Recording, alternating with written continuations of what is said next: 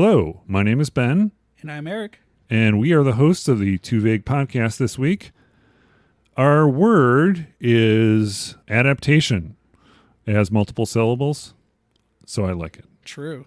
Do you still have to do the thing where you clap to figure out the syllables? Because I learned that in elementary school, and I might be almost 30, and I still have to use that. Seriously? Yeah, that's interesting. It's like when you're doing your ABCs, don't you have to like sing the whole song to figure out if like M comes before N? No. See, I do. Okay. Well, you must have a lot of trouble if you ever get pulled over for drinking. Oh yeah. They say I couldn't have had a drink for a week, and they're taking me in. Say the alphabet backwards. That's it. Where's your car door? Let me get in now. We gotta haul you off to the pokey. Well, let's start with a little housekeeping. I don't know if you're familiar with this, but what we do usually, if you have a question about the previous show, you let us know. We will answer your question on the show under a couple of conditions. You've got to send the question in, but you also have to be my aunt in a section we call Questions from My Aunt. I'm ready. Oh my God, is that the mailbag of questions? That's the mailbag. It's ginormous. That's you must have thousands and upon thousands of listeners. Well, no, it's just Norah. She just likes to write. All right. Yeah, okay. she has lots of questions. Man. But they're all about video games, which is in my wheelhouse. Isn't it? From our last show, there was a question she had. What is an Easter egg? We talked about how there were little things in Bandersnatch, the Black Mirror game.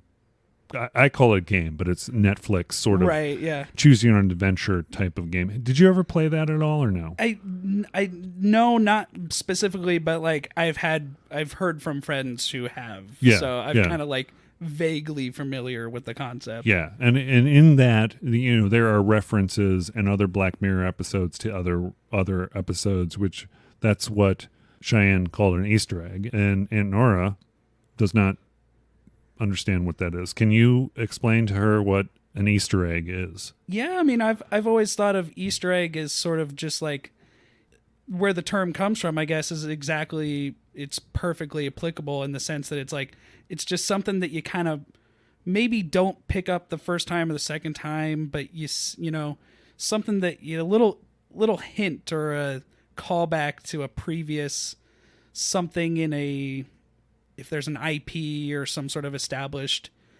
she's definitely continuity. She's definitely not going to know what IP is. IP, intellectual property. Gotcha. Right. So, if you're talking about a series of movies or books or something, you've got this continuity that people that the writers kind of assume that everyone's like vaguely familiar with, right? And you do this little callback, or you just insert this little one line, or if it's in a TV show, you put like, you insert a prop or something that maybe not everybody would realize on first viewing, but those hardcore fans, they're going to pick up on it, right, and know exactly what it means. Yeah, the way I describe it is as an Easter egg. It's something you've got to put some effort into finding, search for, right? Yeah, so it's a reference to something else, or an homage to something else that is in a show that you wouldn't pick it up, like you said, on the first viewing, right. or maybe you would, but it's just basically a reference to something else. Yeah, and it's very rewarding too, right? Yeah, because it is. when you're a hardcore fan of something, it's sort of, you go like, oh, I got that, and no one else did. Right. Like, so I'm cool. Right. that is the only thing that we care about. Oh, definitely. Is whether or not you are cool. Oh, nerd cred all the way. Trust me. Yeah, you know what? I've had my share of nerd cred things that I've just said just to be nerdy. Yeah, I just hit gold card level of nerd cred. They sent it to me in the mail. Yep. Rank up. Yeah. Gold card. Yeah. I got my platinum card for nerd credit. So, but then I watched a football game and they said I went back down to silver, unfortunately. Really? Yeah. I don't think those are mutually exclusive. I think there is such a thing as a sports nerd. Oh, that's I really me do. Then, for sure. Any kind of thing that you are so really knowledgeable about, I think that has a potential to be nerdy.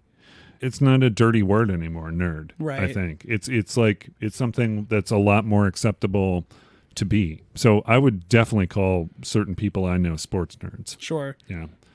Speaking of sports nerds, there's a new Netflix television show that is about Malice at the Palace. Are you a basketball guy or no? Oh, yeah. Yeah. Did You're talking about the Ron Artest in Indiana. Yeah. Yeah, that was I would highly recommend that if you're interested in that kind of like how the mob mentality impacts sporting events and how it manifests itself and stuff. And, and some interesting eye-opening things about Meta World Peace and why he changed his name and stuff that you hear about how Ron Artest changed his name and a lot of people made fun of that.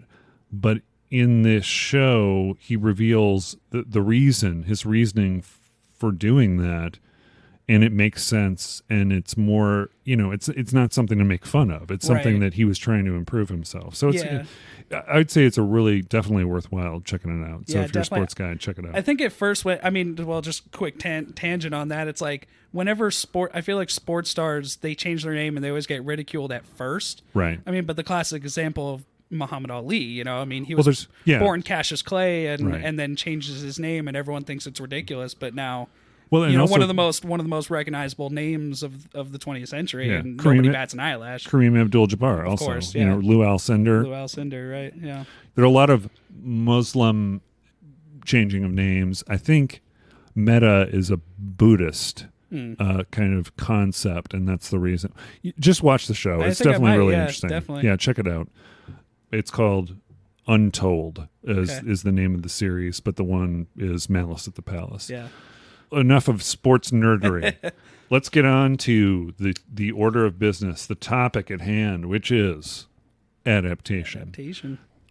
When you think of the word adaptation, is it in the context of the definition that is the taking something written and putting it into a visual medium, or is it the biological concept of adaptation? Yeah, I think that was why for a long time I've been telling you I think that this word it just really resonates with me because I think I kind of am thinking of both of them simultaneously. Right. I think if you just said the word to me just, in conversation, I suppose my brain probably goes to that latter definition of sort of that process of changing to fit your environment, right? Adapting. And I as cheesy as it might sound, I think that's sort of one of humanity's sort of great qualities, and it maybe doesn't get talked about that much, right?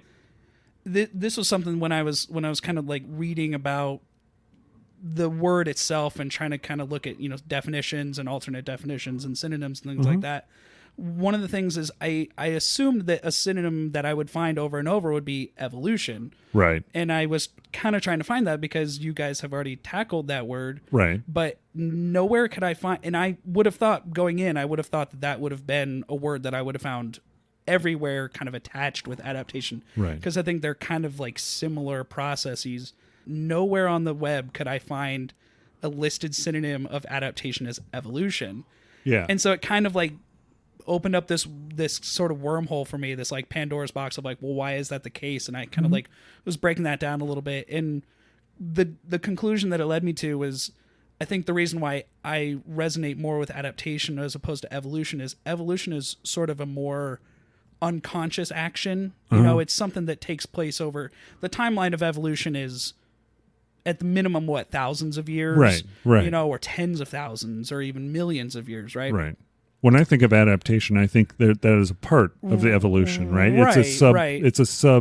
It's not evolution, but it's a part of changing the way you behave or the way as a biological organism needs to try and survive by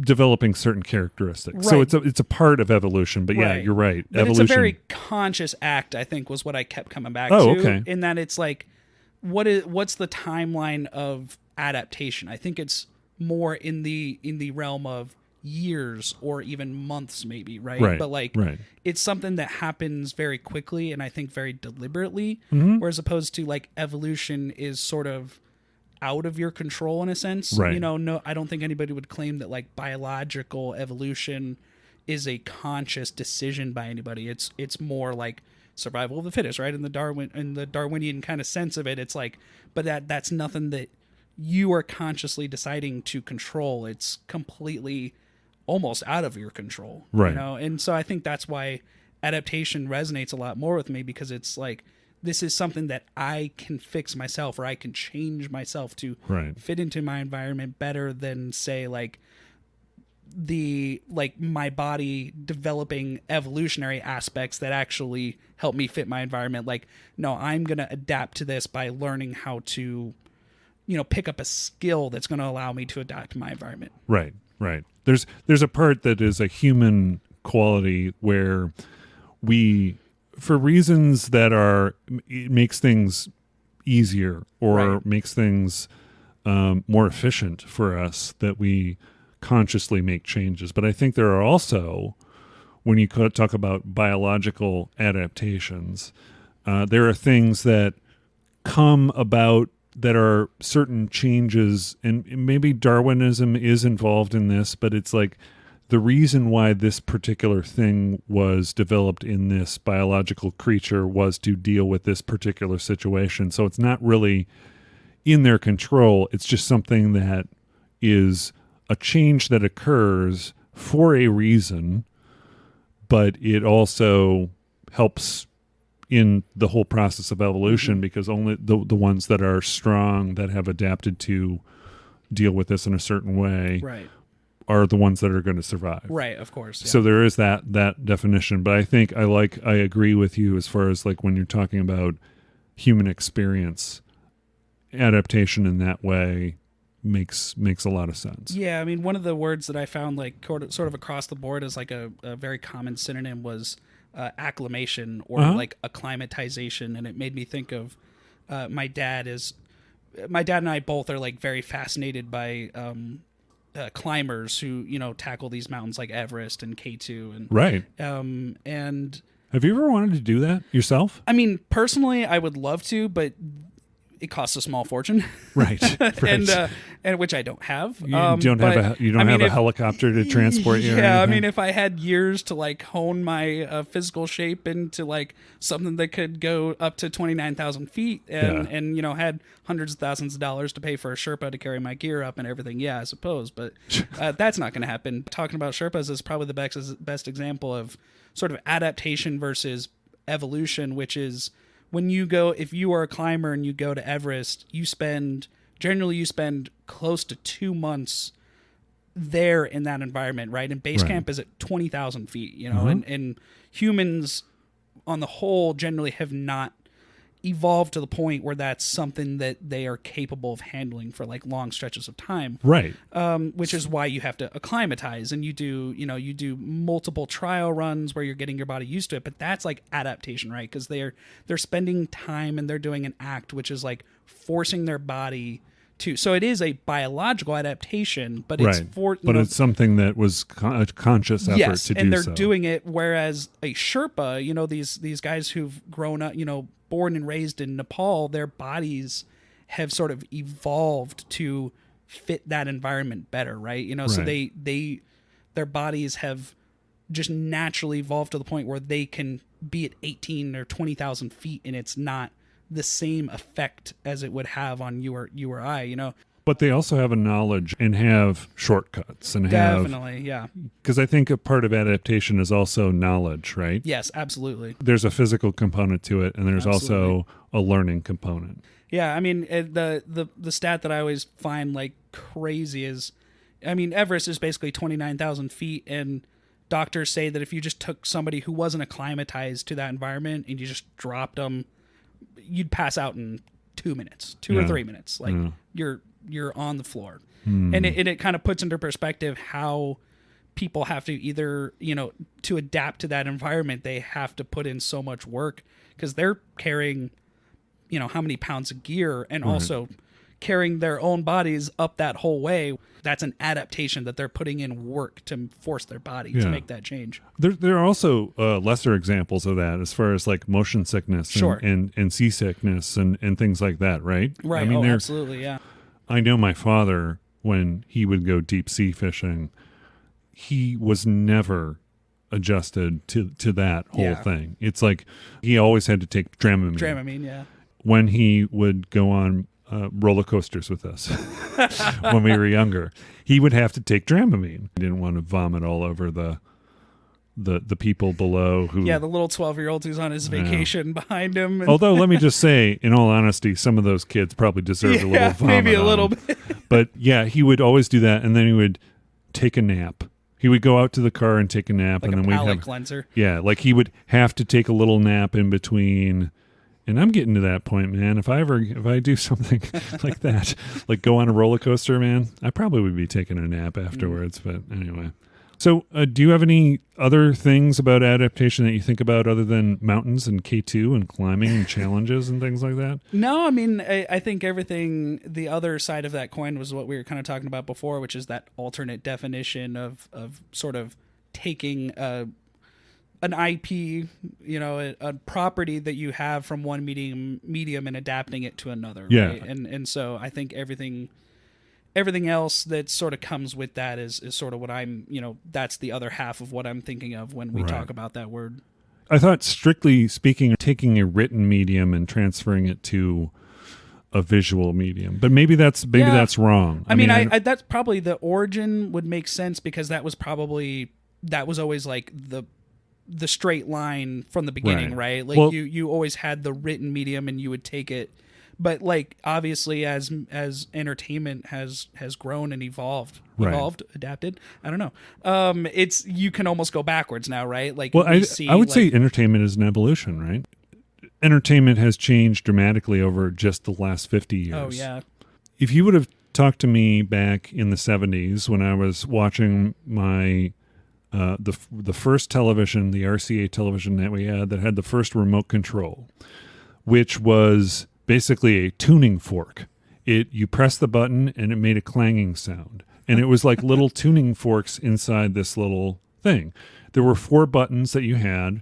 There was channel up, channel down, mute, and turn on, turn off. Right. But they were each a different tone. Okay. You That's know? what the TV would pick up. Right. That was the first remote control that I remember. When my parents got divorced, he took the old television, right? Okay. And what would happen is sometimes he would come home to his apartment and the TV would be on. For the first couple of times that happened, he didn't realize what was going on until one day he realized it was the jingling of the keys.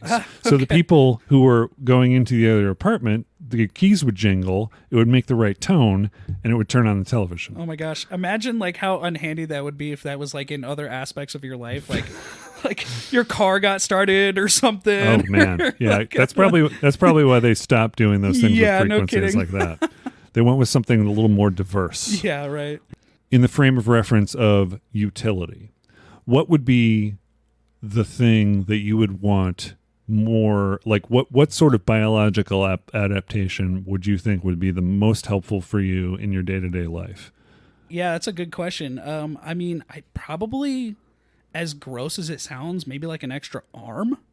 Okay. Like, I mean, is that the right path, or is that the kind of thing that you're looking for? Yeah, I mean, no, that would work. Like, I mean, something like that would just. Can you think about how much like utility something like that would have? I mean, obviously it'd be disgusting. Well, like, where would it come from? Like, you could say a pair. You could say, an extra pair of arms. Yeah, like I mean, I would say that's an acceptable. Who's like answer. the guy in is it Mortal Kombat who has like 4 arms? Like Goro. Goro. Yeah, I want to be like Goro. Just give me 4 arms, like, because then I could be making a drink at work while also like answering a phone call and like. Right, and then of course when you finish someone, you can just lift them up and then rip their arms off, or whatever. Right? Yeah. Or right. punch them while you're holding them up in the air. Of course. Yeah. I mean, talk about utility. You mentioned the fact that you're a golfer. Yeah. What could you do with 4 arms when you're golfing? Oh, I mean, man, again, think about like you could be taking a swig of water while you could be hydrating as you're losing the water, as you're also playing. Right. Incredible. But I'm also thinking of power. Oh, like how much power you could get with the extra pair of arms. Yeah, you could too. just put 3 hands on the club and just just go to town. that are also probably impact your slice, and it might go so far around that it hits you in the back of the boomerang. head. Yeah. Who knows? I don't think physics works that way, but well, next time we're on the golf course, we'll just test it where we just both hold the golf club at the same time and see what happens. Yeah. I'm not gonna be there. I'm not a golfer. So when I think of that, I think for me, I would want, I guess, to use more of my brain in such a way where I could actually multitask. People say that, like the brain is basically a single-threaded sort of instrument, right? You say that you're multitasking, but you're not. Your brain moves from one thing to another. There are certain things that we do, maybe that we learn to do subconsciously, like we can do something while we're talking or something like that. But truly, we can't really focus on doing two tasks simultaneously. Sure. So I think that would be cool, to be able to like actually have your brain work on two different tasks exactly, like simultaneously. Like a multi-threaded brain. Like you're like balancing your checkbook, but you're also like playing video games. Right. Or you're able to completely do both or something. Completely do both with 100% accuracy, as opposed to like putting too much effort in one and not enough effort into the other. Definitely. It makes me think of, what do they call it? Where, they say where like if you're at a party and you're talking with someone, but then somebody across the room mentions your name, you weren't ever listening for it, but you know immediately that somebody said your name. So it's like, well, were you listening the whole time for it, or were you, it's right. There's a name for that sort of like effect. Right. But I mean, it's kind of like that, right? Where you're like, you're not actively thinking of it, but it's something that your brain kind of does subconsciously, but it's exactly kind of towing that line a little bit. Right. Yeah. And it's not like actively, yes, right? It's exactly. not like you're actively listening. So it's not like it's a task. It's just something that happens. I can't listen into you. I'm waiting for somebody to say my name. Right. Right. Adapting to situations, I think, is also something that you mentioned that indicates a growth, like a personal growth, right? Right. And I think that's inferred in something like adapting, whereas evolving, it's not. Right. So you're saying like tackling a social situation, like if you learned how to better approach something like that, that's definitely adaptation. And I think that's a part of it that is. Yeah. I have a little bit of social anxiety when it comes to large groups. And what I discovered when I decided I was going to go to my first Penny Arcade Expo, which was about 3 years ago, I developed a strategy that was meant to adapt to a situation that was uncomfortable to me. What I do is I get the map and I get all the exhibits and I get everything like ahead of time. Yeah, sure. And then I come up with a plan, like a circuitous sort of route that I'm going to take throughout the exhibit hall. Yeah. And I focus on what I'm going to do, and then everything else doesn't impact me as much. I'm not paying attention to that as much. I am focusing on enjoying each exhibit and not how uncomfortable all the people around me make me feel. Right. So that is, I would say that's a way, it's a strategy I developed to navigate that, but it's also kind of an adaptation. Yeah, definitely. Right. Yeah. Yeah. Did you ever see the movie Adaptation? No, I have not. No? When I was doing a little bit of research and a little bit of prep for this, it came up many, many times, and I never got around to watching. Yeah, I actually watched the movie in preparation for this show at the advisement of my brother, because he actually said it was, he enjoyed it. I don't know how I felt about it, and this is going to be, you know what, spoiler alerts, my view on spoilers. Yeah. Well, I think this movie's also about 20 years old, so I think we're not. Oh God, spoiling it is. too Holy much. Crap! It's 19 years old. Yeah, Jesus. I mean, I think it's almost old enough to drink. I mean, I think if you're getting mad at us for spoiling a movie that's almost old enough to drink, I think you've got bigger problems to worry about. Right. There's the statute of limitations is over. Let's say. There's this guy named Nate Bargatze who's a stand-up comedian who does this bit about the movie Sixth Sense. And his whole thing is he's comparing the Sixth Sense to marriage, like how that, the entire time this guy was dead And we thought it was a big surprise, but right. we thought it made more sense that his wife was not talking to him for years than it did that this guy was dead. Right. So, during the whole bit, he's like, oh, there's going to be some spoilers here, but, it's a 20-year-old movie. Yeah. And don't say that you're going to see it tonight. Right, yeah. Like a claim like, well, now I can't see it. Like, but anyway, the movie adaptation, it's kind of an interesting sort of premise. Basically, a writer who is adapting a book to a movie, but the book is also about how orchids adapt and how people adapt. I never read the original book. So it's kind of this interesting sort of meta kind of concept where the book exists, the author exists. Right. The book, it's basically a study about this guy who got prosecuted with some Seminole Indians going into a reserve area and basically poaching orchids. Okay. Specifically, this one called the ghost orchid, which is like a very rare kind of orchid. The book that the woman in the movie is writing, this sounds so weird, but well, it's a movie with Nick Cage, so I'm ready for anything. The guy who's the writer is a real writer who's doing the adaptation. His name is Charlie Kaufman. Charlie Kaufman, his movie that he did before that was Being John Malkovich. Have you seen Being John Malkovich? Yes, I have. Yeah. Okay. Yeah.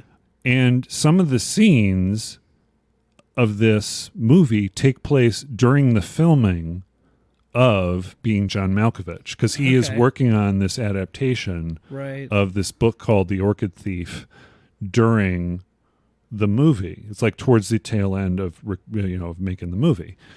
So the book is real. Susan Orlean is the author, and the gentleman that she is profiling is John LaRoche is the name of the poacher. Okay. And this is in the story, right? These aren't real people, or these? No, those are real people. These are real people. Okay. So the book is a real story about this guy named John LaRoche. Okay. Gotcha. It's a real author. Okay. And those people are played by other people in the movie, and the character Charles Kaufman, who is in the movie, has a fictitious brother named Donald that is like they're twins, right? And it's sort of like you can think of it in a couple of ways, that Donald is kind of an aspect of Charlie Kaufman's personality that doesn't manifest itself. Like he split his two personalities into two characters in doing this movie. Yeah. But it's a movie about him struggling to write this adaptation of a book into a movie. And he's telling himself he's not going to do all these different things, all these devices. He's seeking out advice from people. His brother Donald comes up with this wacky doodle, crazy ass idea for a movie that everyone friggin' loves. So he's like left going, I don't know. I can't do anything right. I'm a fraud. He's doing all these things. He's very self-deprecating. But then the movie ends up like every other weird ass Hollywood movie. Yeah, right. So it's enjoyable to see. I would recommend to see it once. But I would also say it's not for everyone, because it's just a little weird, just like John Malkovich was. Just so being we're John not Malkovich. Assigning this as homework then for all the thousands of listeners. I don't know, man. We're not going to make the sales of Adaptation spike up because no going to tell everyone. Norah might. Oh, Norah. Might. Okay, yeah, right. Because as we know from previous episodes, she is our only listener. Right. Yeah. Yeah. So. You're also a listener. Yeah. You get 12 listens a week, and 11 of them are Norah, and the other is me, right? Yeah, exactly. Yeah. That's the way it is. Yeah. It's been described as a pastiche as opposed to, you know what a pastiche is? I've never heard that word in my life. You never heard pastiche? There's a restaurant in town called Pastiche. Oh, okay. It's sort of an elaboration on someone else's work. It's sort of it's a celebration of a style of someone else's work. Okay, yeah. And not in a mocking tone, not in being a sarcastic like kind of way. homage. Exactly, in a sort of. way. Right, yeah. right. Just kind of staying true to their whole, the writing style and all that. Definitely. And that's the interesting about this. There are two things that are staying true to this.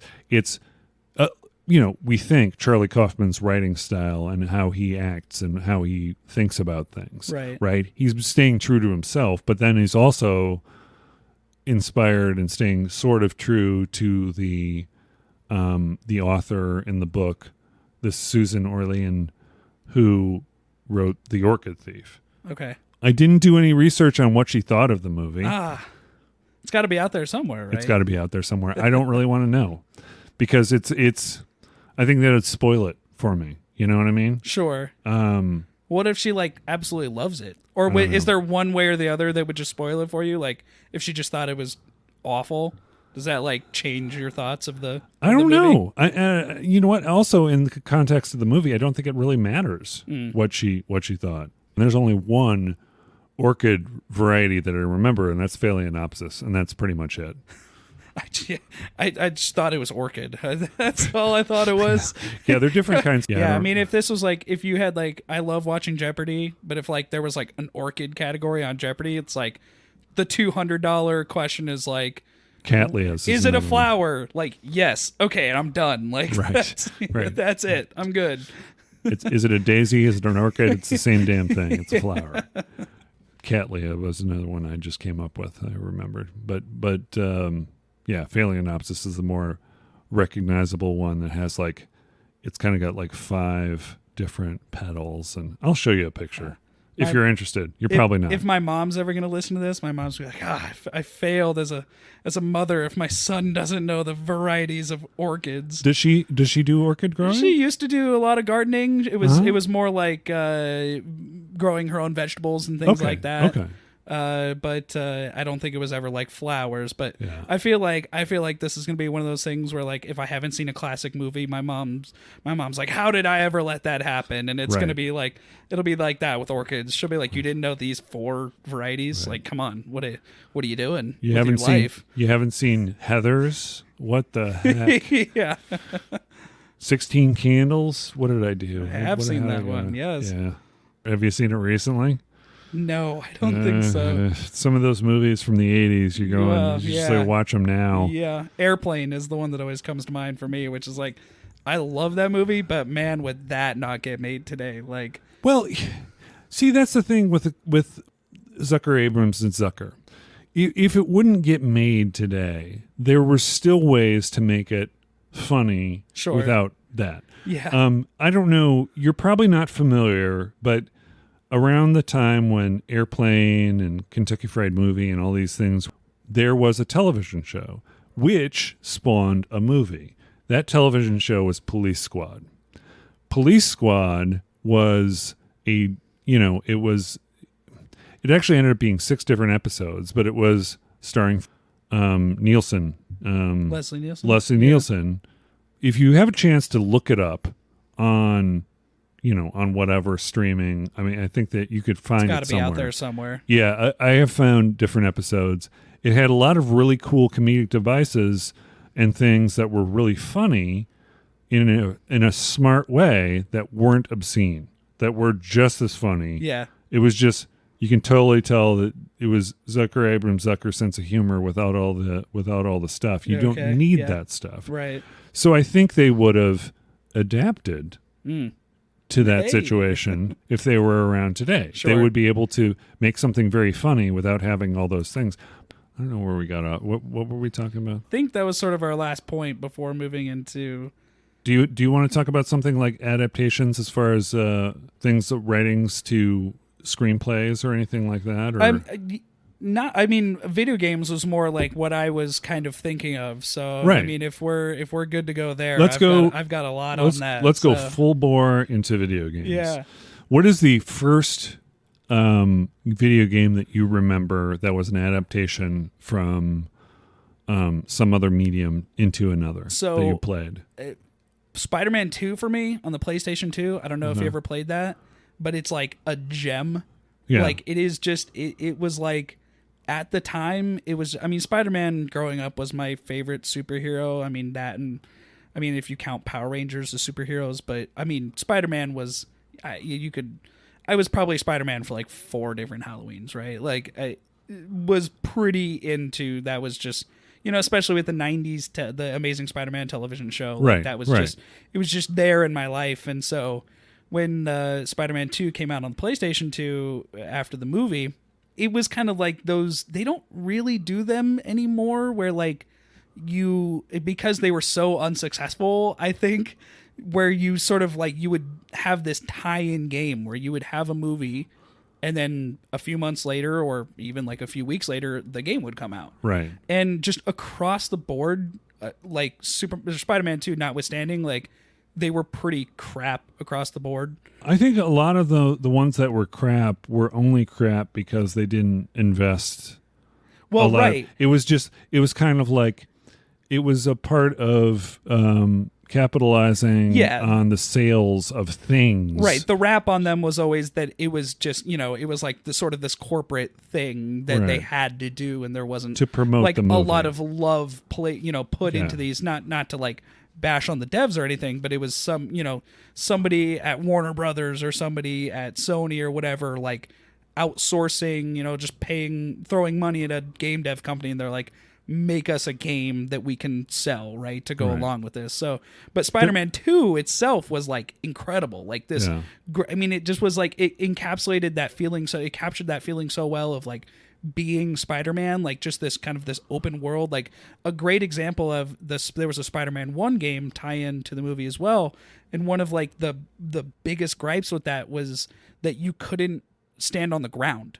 So I don't mean like on like rooftops, but you literally like you could only swing, and like that nothing existed below like the 10th story of anything. Okay. So like if you went below it, that was just, it was kind of like water. Like you fell down and you're dead. Dead. Yeah. So like the thing that Spider-Man 2 did was that you could just walk around New York. Like, and so for a lot of people, like you would just like, could just spend hours just like the web swinging was great. Yeah. And it was like one of the first that really got that down super well. But it was just like the fact that you just kind of felt like Spider-Man a little bit, in the sense that you could like walk on the street, and you could like, and people would like, again, this is, so I guess it was probably like 2003 or 2004, right in that range. But like, so the AI, as you'd pass, they would like say things about you, or they would like, say jokes at your expense. Obviously there was like, I think there was like 12, right? And they would just like recycle them. But I mean, at the time though, that was very immersive. Like that was, and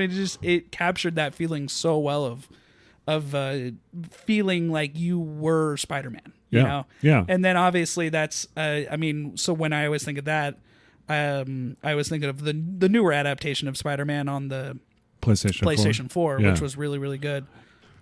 So I saw a documentary kind of thing about the development of this game, of the Spider-Man game, the new one, that was from Insomniac Games. And they referenced the Activision Spider-Man 2 game as an inspiration for the web swinging. Yes. Right? And the person who developed the web swinging in 2 was one of the first people to try, or come in and try the web swinging, and they wanted his approval because he was basically got that down super solid for 2. I mean, you kind of like, when you make a Spider-Man game, it's like that has to be the first thing, and then everything else is like gravy. Like if you get it down right, like people will buy your game. Right. Trust me. And the thing with Activision, and I think they repurposed a lot of that, not the web swinging part. I used to have this joke with Activision, and it all sprung from. Please. Okay, but it wasn't really a joke. It was just something I used to say, because all Activision, the superhero games that Activision was developing at the time, superhero used lightly. Yeah, right. Right. There was the Hulk. And I played that one. And it kind of repurposed some of the navigating between buildings things. It changed it, right? A little bit, but it used adapted it, could you say? Correct. Ooh. Yeah. They adapted that kind of thing. It wasn't web swinging, but it was a similar sort of thing. Right. And then there was a game called Prototype. Yes, I love Prototype. Yeah. I love it's like such a hidden gem for me. Yeah. And like I love it whenever everybody brings up that game because I'm like, I loved that game so much. Yeah. Well, whenever anything from Activision would come out that utilized any of those, I called it Proto Incredible Spider Hulk type or something like that. I would mix all those words together. But it was just because they used the same environments. And it was a joke to me because it was obviously repurposing some elements. Oh, definitely. But it was done fairly well. I mean, Prototype was a lot of fun to play. Yeah, I mean, it wasn't a great game, but it was just like it was kind of. And there was a lot of flight type stuff that you had to do. It's kind of like that a was guilty sort of pleasure, swinging. though, right? You kind of just like it's fun because you can just go around as like this superpowered individual, just like smash things. Like, oh yeah, which is kind of, I mean, same thing with the Hulk, right? Like, right. You're just like this raged out monster, and you just like you can jump from building to building, and it's just kind of like a power fantasy. Right. Did you play the any of the Punisher games? I don't think so. Oh Jesus. They were so ridiculous. Was one of them a tie-in from the movie from like the mid 2000s? You know was what? that one of them? I don't recall if it was a tie-in directly. Okay. What I do remember though is as Frank Castle, I think his name is. Yeah. Mm-hmm. You would try and get information out of these people by basically like torturing them, yeah, right? Yeah. But I mean like threatening torture. Sure. But you could actually do the thing. So like you have someone, so you could like threaten them by like going over to like a pair of scissors or something. No, and, it was like a drill press. Oh, like you okay, had okay. You had some guy in a fucking lathe or something. Like there was one where you got a guy and you held him in front of a rhinoceros cage, and this rhinoceros was going to charge, and you would like threaten him. So you would never actually do the act, but it was sort of like you had the option. Oh, you really? could just keep him there and then just kill him with the rhinoceros horn. Oh, like the rhinoceros would impale him.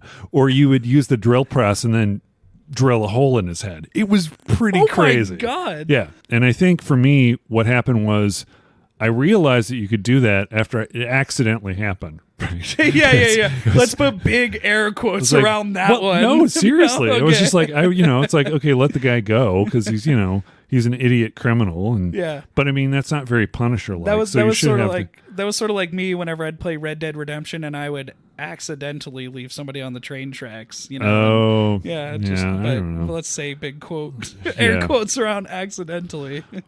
One of the coolest bugs. You know how you had the slow vision. This is getting off. Yeah, that like eagle vision or whatever. Right, was right. It, was where it that, you would slow things down. Yeah, right? Yeah. There was the one where you could target things. Yes, that one. And then there was the slowing down thing. Yeah, right. Okay. Yep. Well, what you could do, and I don't remember how to do it now, but in a certain way, you could slow things down, switch weapons to something like a Molotov cocktail or dynamite. Okay. Target something and then turn away. And when you threw the dynamite, it would boomerang back at the target. So I would spend hours just doing that because it was so much fun. I'd be throwing like the Molotov cocktail bottle and just boomeranging and hitting people. It was so awesome. And it was like one of those things where it was obviously a bug. It wasn't. Yeah, it was right. something that was, but it was so much fun. Yeah, nowadays like devs would just patch it out day one, and you would never see it again. Yeah. Probably. Well, so one thing as I was going to say is the Spider-Man 2 was sort of like my example of like something that was kind of like I said. I don't feel like they really do them anymore, but that was like an example of something that was. It was like a direct adaptation, right? Like that was literally based. I mean, like the story of the game was sort of like kind of tangential to what the movie was, but the ultimate bad guy was still like Dr. Octopus. Like that was the guy you were fighting in the end. Right. But then like there's same also guy in Indiana Jones. In which one? Oh, sorry, Raiders of the Lost Ark. Is that the bad guy in Raiders of the Lost Ark? He's the guy who goes into the tomb at the very first of Raiders of the Lost Ark. Oh, yeah. Yeah. That actor is the actor. Yeah, that played Alfred Dr. Molina. Yeah, and then he ends up getting shot by arrows or something, doesn't he? Or he gets impaled. Yeah, impaled. That's right. He tries to run out. That's right. That's what you don't fuck over. Yeah, he was in that Jones. movie for all of 30 seconds. Yeah. But he was a key character, I think. Anyway, it was kind of like interesting established. I it's okay. cut you off your but thing. then it's okay. But I was like thinking, but then there's also like I think the more successful model of video game adaptations now, or at least going from like movies or TV shows to video games, is sort of like where you take established IP and you sort of kind of what you were talking about before, which is where you like adapt it, but it's not a carbon copy. Right. So like my example that I was thinking of was like the Batman Arkham games. Right. Which are like fantastic games. And you'd have to call it an adaptation, right? Because it takes like a property that's existing and they put it to a different medium. Right. But like it's not there. I mean, there's influences probably from like comics that I've never read or like graphic novels that I've never read. Oh, there are Easter eggs in there. Right. Easter eggs. They've got different probably suits. The best way to describe it. Right. Yeah. But it's not like a 1-for-1 adaptation of anything else, right? So it gives them that freedom to sort of make their own path and like forge their own path and so like make their own way, right? And which creates like such a better experience in my opinion, because like I said, it's they're not beholden to anything, right? Like there's sort of like tenets that you have to hold up. You know, like Batman doesn't kill, right? Like you can't allow him to kill, certain stuff like that, right? I mean, like there's established rules because there's like a continuity in his universe, but they have wiggle room, and like it's probably even like more whatever the next step past like wiggle room is. That's where they're at, right? Yeah, I think also with Insomniac, they did a fabulous job of reinventing that whole storyline and having their own continuity. Right, exactly. And that was also something that was great. Yes. Was the fact that it wasn't the same old story that you're used to. You saw familiar characters, right, but their story was just a little different and a little more compelling, I thought, as a story. Right. I mean, Insomniac is worth its weight in gold. Yeah, especially seeing like how well they did with the new Ratchet Clank too. Ratchet and Clank, yeah. Oh my gosh, it looks so amazing. Yeah, I mean, for anybody who was lucky enough to actually get their hands on a PS5, everyone says it's like actually incredible. Yeah. But the other one that I was thinking of too, which is like it's a lot in the same vein. Did you ever play the Lord of the Rings, which is like basically my favorite? Right.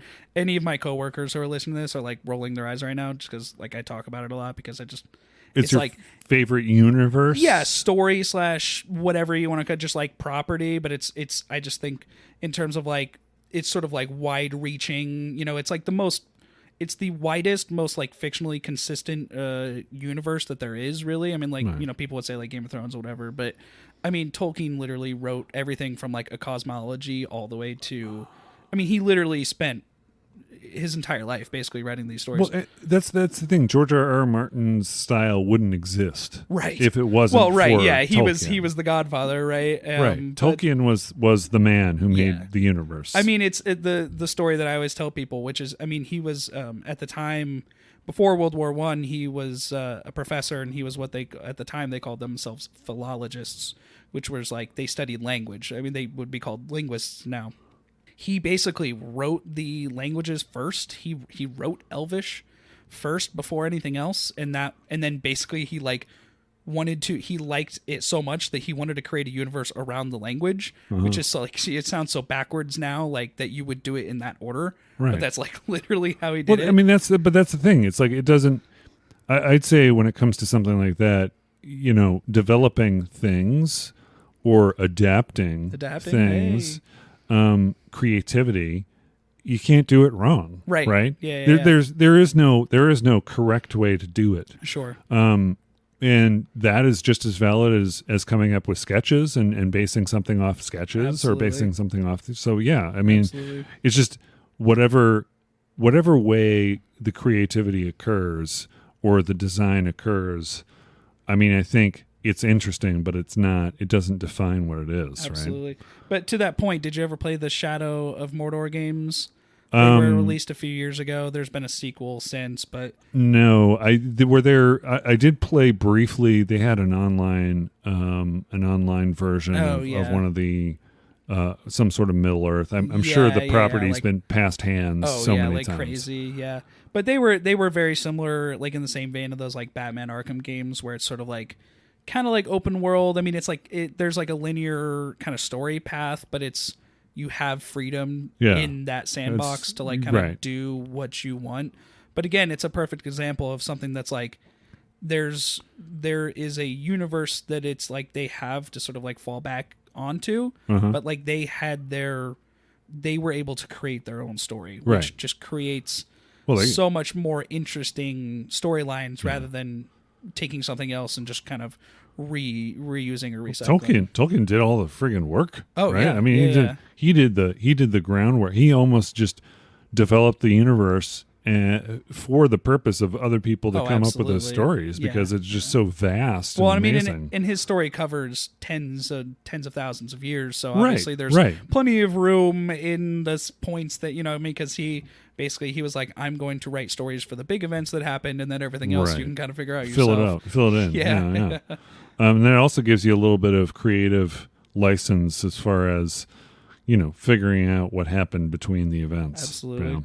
Do you have any examples of bad video game adaptations? Because I have one, but you might have more than I do. I want to go back to a good one. Yeah. That you mentioned. I didn't play a lot of this. Okay. But 2004, Chronicles of Riddick: Escape from Butcher's Bay. Okay. Was basically got such good reviews. Really? Yeah. It was one of those ones where you see the company that released it, which was Majesco, and it was like, oh, geez, this is going to be a shit bomb. Yeah. But it ended up being a really good game that everyone really loved. It was kind of stealth-oriented. You were trying to escape from a prison. You were the character that Vin Diesel plays. He was actually one of the owners of Tygon was the game studio that he created that had games that used his likeness. Okay. I don't know. I don't know if they're still around. Yeah. And then Starbreeze Entertainment was the other one. But this was like one of those sleepers where you think, oh, it's going to be a shitty game because it's an adaptation. Yeah. But it really was not. Really? And I did play a little bit, but it was like very stealthy, interesting kind of mechanics. Pretty formulaic, but a lot of people really liked it. If you just had like told me just knowing what I know about generally those, especially back then when it was sort of a tie-in to a movie, we were like, would you put a bet on this being a good game or a bad game? Generally, it was no. Yeah, I'd put on the bad every single time and wouldn't think twice. You thought a bad example. Boy, you know what? I like to think positive. I have one real good one, though, but I never played it. Okay. So this might be more up your alley because it's a little bit older. Okay. But it's like anytime I hear about like bad video games, right? Like just bad video games in general, not even like adaptation video games, like this one always comes up. Is it E.T.? It's E.T., yeah. That's interesting because I've got a lot of interesting stuff on it, and I played it. Listen, if you're playing an Atari 2600 back in those days, I didn't find it too horrible. Yeah. It did have some problems, yes. It was something that was it put together kind of slapdash? Yes. Yeah, I mean, I read that they did it in 5 weeks. Yes. And that was to get it out in time for Christmas, I think. Sure. In time for the holidays. Yeah. But yeah, that is one of those ones where I remember playing it. I remember it was annoying as far as like how falling into the pits and whatnot. Yeah. But I don't remember it as horribly as everyone says it was. Okay.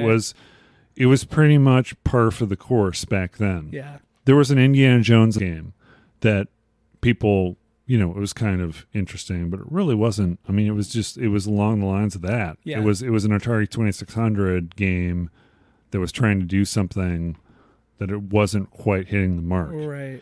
The technology wasn't ready for a story-based game at that point. It wasn't ready to take something and go, okay, well, you got to figure out where this thing is and this thing is and this thing is, and then bring them all together and figure out what the story is, and it's telling you a story. Right.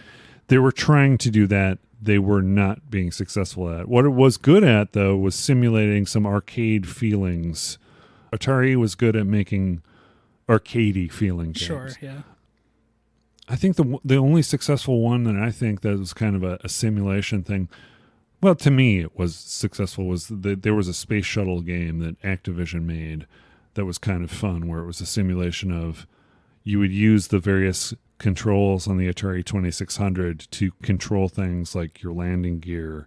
It used almost every single switch that it could possibly use. Okay. In addition to the one button in the right.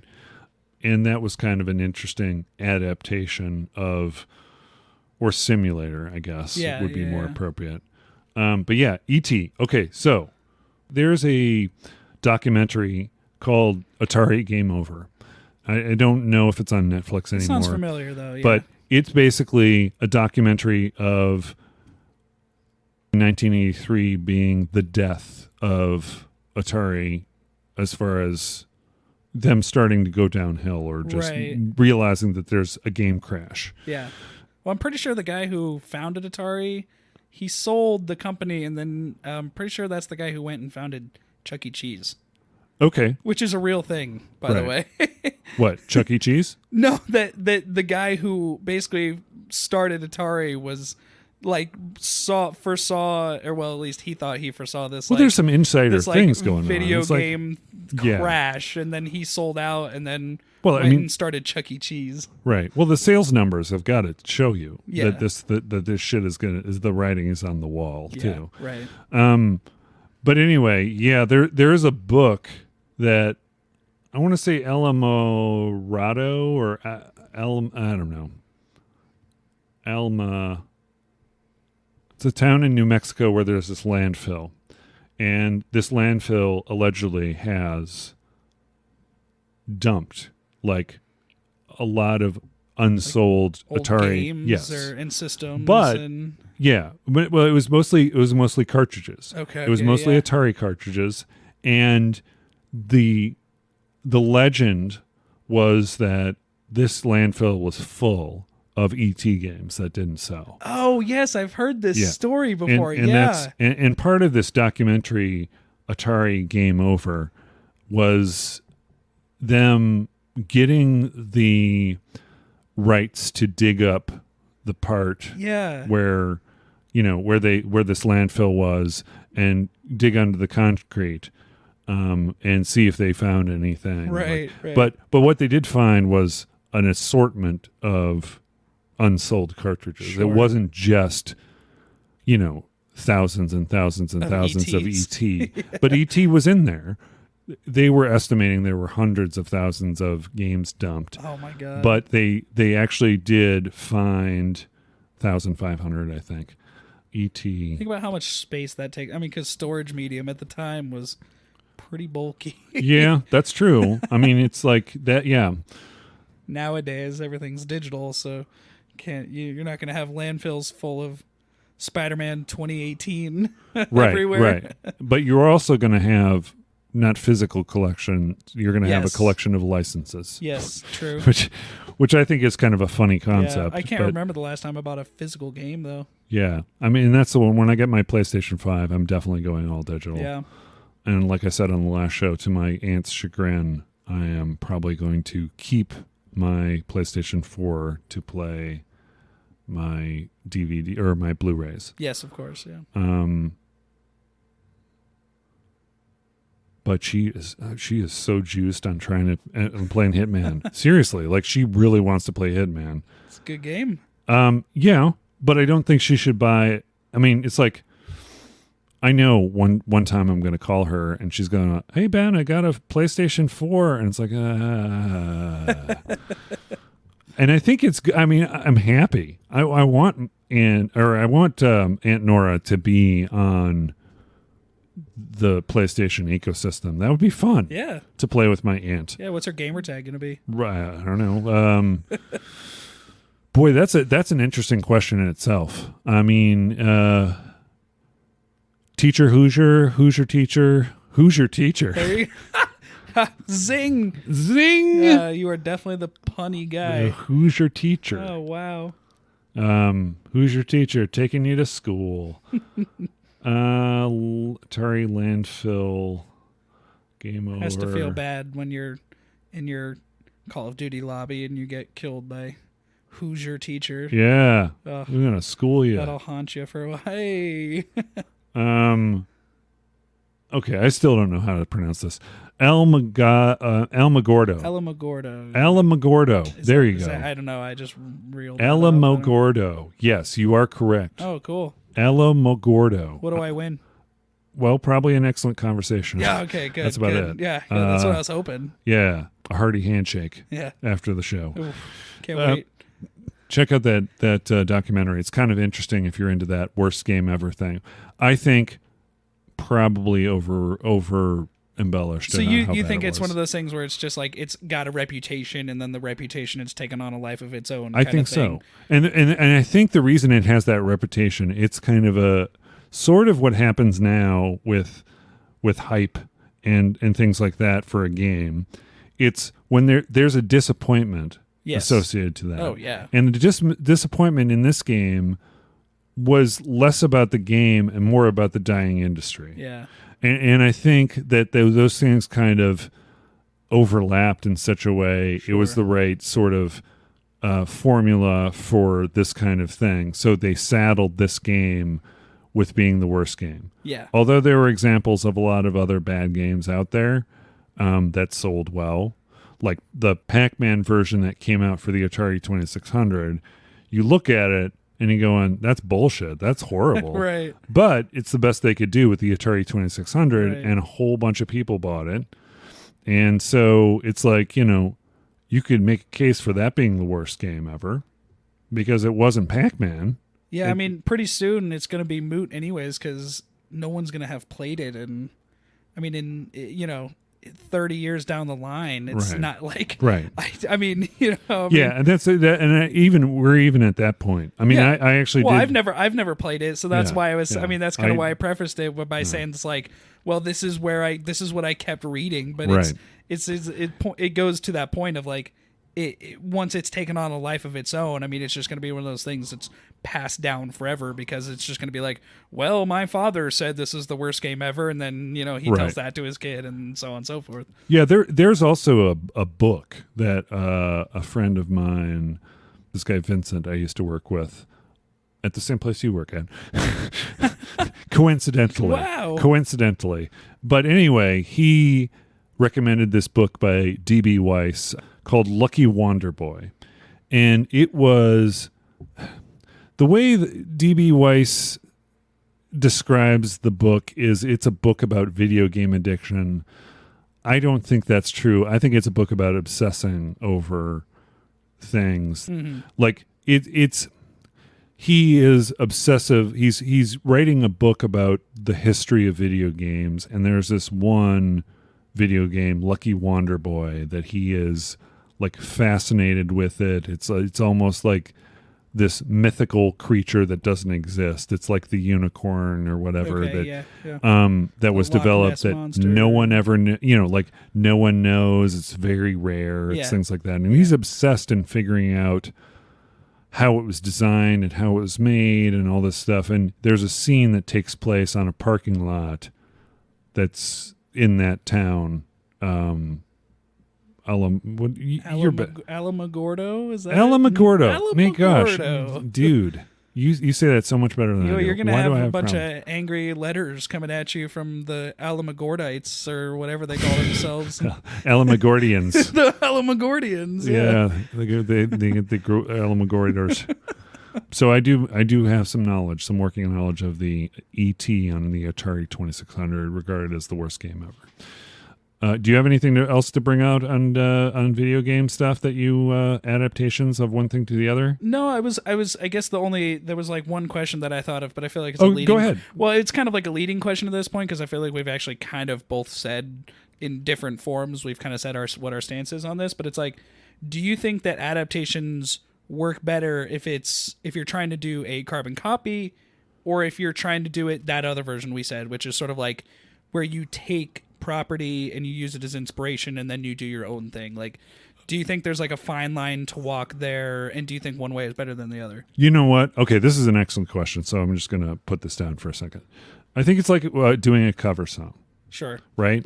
You can do a cover song that mimics exactly what the sound and song sounded like in the first place. Right. Like when Weezer does covers of things, in general, they stick to the, you know, basically something that sounds almost nearly identical to the original. Like same style, you might say. Yeah. And that is impressive to me, but I don't like it because it's not the same thing. It's like, okay, yeah, that shows your technical ability, right? But show me what inspires you. Show me like your take on this thing, right? Since I appreciate new and fresh takes on things, I think I like a more creative approach and doing your own thing when it comes to adapting. And that's the thing too. In the whole adapting a thing to another thing, there's going to be a difference, right? Right. It's not only just the difference of being visual as opposed to being written, or whatever, as being a thing, a movie as opposed to being a video game. There are differences in the way you write the story. It shouldn't be a carbon copy. Right.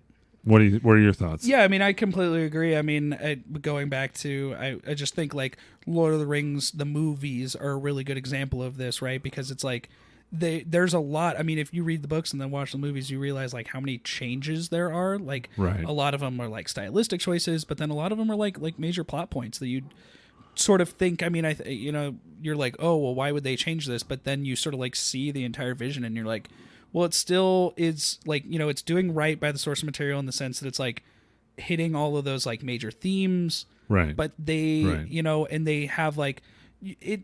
The thing I go back to is like you can just tell how much like love and how much passion they had, right? Like making these movies, right?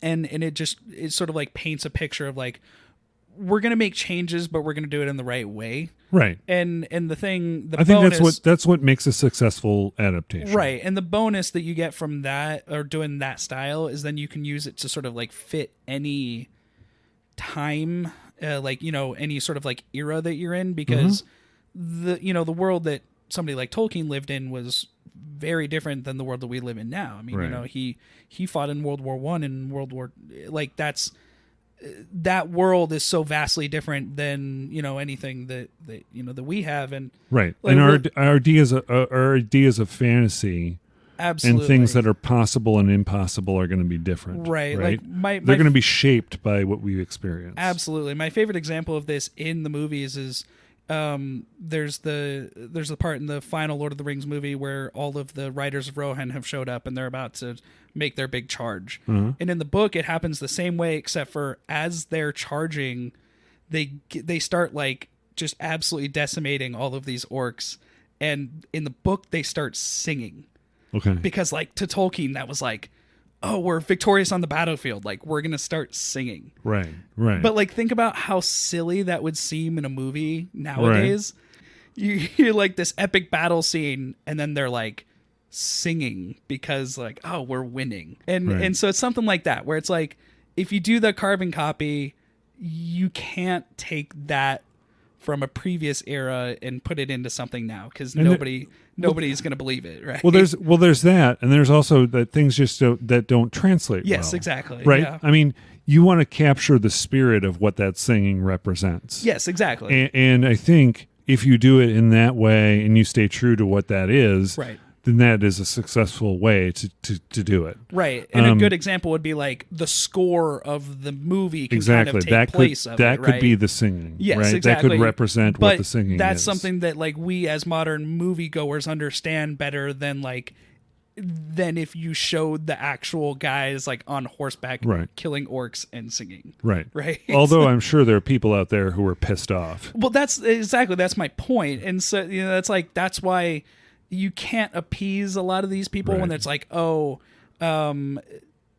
my mom is a very ardent book reader, and my mom and sister were both mad when they both were reading Game of Thrones, and then the shows came out, and they were very mad that Daenerys didn't have like purple eyes, right? She's supposed to have like these lilac or purple eyes because all the Targaryens had purple eyes, and it's like, oh, that's ridiculous that they, you know, like, why not? But it's like, but also you're like, but does it really change that much? How does does it impact the story that well? Yeah, that much? And so that's sort of like where when you're translating, when you're adapting from one medium to another, like I tend to think that you have to like hit major like touchstones, like you have to have the foundation right, but then once you've got that, you can go anywhere. And like Right. that should be the sort of like de facto best way to approach things. But then of course there's examples too. I mean, Game of Thrones I just mentioned, where it's like the first few seasons of Game of Thrones were amazing Right. because they had a source material to go off of. Right. But generally people's opinions of Game of Thrones, it's a pretty kind of steep line straight down when you talk about the later seasons, and that's because they no longer had that source material to go off of. Right. Right. Well, you can say that too, but they also may have not had a clear direction from George R. R. Martin. Yeah. I mean, that's the thing too. It's like maybe he provided a lot. Maybe all that he provided was the source material, and didn't provide anything beyond the source material that would give them direction. Right. So they had to figure it out on their own. Yeah. So I'm gonna blame George R. R. Martin for that. Well, he still hasn't written a book in 15 years, so I Yep. think you're good on that. Well, I mean, I don't know. It's not really a blame thing. But it's like there are other reasons why that could be bad, or that Yeah. could be that way. Absolutely, Right? yeah. And then also when people don't include fine details like that, it doesn't. They think that those things don't matter, but it's going to matter to someone. Yeah, right. absolutely, And yeah. it's going to represent something to someone. So you, like you said, you want to hit the right beats. You got to pick and choose your battles. Yeah, You you got to gotta- die on the right hills. Yeah, exactly. There are so many video game adaptations coming to Netflix. Like Castlevania, Minecraft, Witcher. Yeah, Witcher's good. They did. I think they did a cartoon version of wow. Castlevania. That was wow. an animated version. Dragon Quest. That's one of those like choose your own adventure book kind Yeah. of things. I think they got some Resident Evil stuff going on. There is a coming Assassin's Creed series. There's Angry Birds. I mean, it's like all of these games. Cuphead. There's a Cuphead cartoon coming out. Are you familiar with Cuphead? Oh, yeah. Yeah. Yeah. Yeah, that's like one of those sort of bullet hell shooter kind of deals. Right. I Of mean, course. it's definitely the way of, if you just want to say, you could say Hollywood or entertainment right. in general, but it's just like, Sonic the Hedgehog. yeah, right. I Pokemon. mean, you're just, Detective Pikachu. right. I mean, it's because it's the way people, vote with their wallets essentially, which is like people say that they want new stuff, but then what do we continually pay for? We pay for Right. sequels and we pay for adaptations because it's, even though we may not say it, like everybody likes to go back to stuff that they know because it makes them comfortable, right? So Yeah. it's, I mean, as stifling as it can be to like original creativity, it's also not, like I would pay like so much money for a Fallout New Vegas remaster right now because it's my favorite game of all time. I would pay so much money for that game, but I'm also a guy who's like, man, I wish we could get new games, but then I'm also the guy who would Right. turn around and spend hundreds of dollars on a New Vegas remaster. Yeah, I'm not that guy. So I am. And I think we talked about it on our previous show with Cheyenne, where she is playing the remaster of all the Mass Effect games. Yes, yeah. And really enjoying it. Yeah. And for me, it's like I can go back to that. I want to play something new. I'm playing Psychonauts 2 right now. I could go play through Psychonauts 1 again. I'm not going to because it's like I want something new in the story. I want, I the nostalgia I feel for those games, I still feel it. Right. Right. And but for better or for worse, accurate or inaccurate, doesn't matter. I still hold them in a place that kind of colors my view on video games, which I like right now. So I don't want to discover that, I don't want to go back to it and go, oh, this is crap. Yeah. And even, I don't like this as much as I thought I did. Right. Yeah. Oh, good adaptations. One really quick thing. Yeah. Arcade games. You're not familiar with the arcade game adaptations Not as far very as well, no. movies No. that were adapted into arcade games. But since I'm an old Movies school adapted guy, into arcade games. Correct. I mean, there was whenever I went to an arcade, they always had there was a Star Wars game. the vector graphics one, Yeah, that that one is my favorite. I mean, one. that one I always had to play anytime I went to an arcade. It was. And then that was about it. It was amazing Yeah. what they did with just vector graphics and making it feel like. I mean, like the Death Star run, like getting to do the Death Star run in X-Wing was like just so cool. Yeah, I mean, like so cool. I mean, they made so much, and Atari was one of those. Say what you will about their blunder with ET and acquiring other game, properties or movie properties. Yeah. Like one of the ones, I don't know if you've ever seen the movie Cloak and Dagger, but it's a movie starring Dabney Coleman and this, I don't know what the little actor was. I want to say it was the same kid that was in ET, but I'm not sure. Okay. It was really a movie and a arcade game that kind of went sort of at the same time, but it was like one of those ones where the movie was based on the arcade game. You're right, yeah. Indiana Jones and the Temple of Doom is also one of the ones I really love.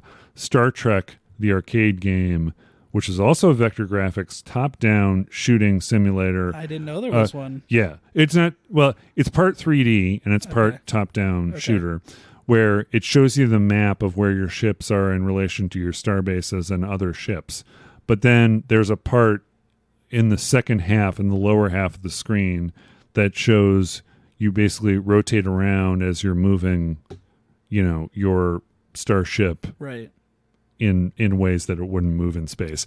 But still, Right, it would go around and it would, you would pilot it around and shoot, Klingon battleships and things like that would approach you, in that sort of 3D way, which is really friggin' cool for back in the day. So as far as the end of Adaptation, which will never be the end of Adaptation, but as far as our show is concerned, we are at the end of Adaptation. For us here I don't know who, Eric and I, we're both going to say goodbye to you today. My name was Ben. My name is Eric. Oh, yeah, my name is still Ben.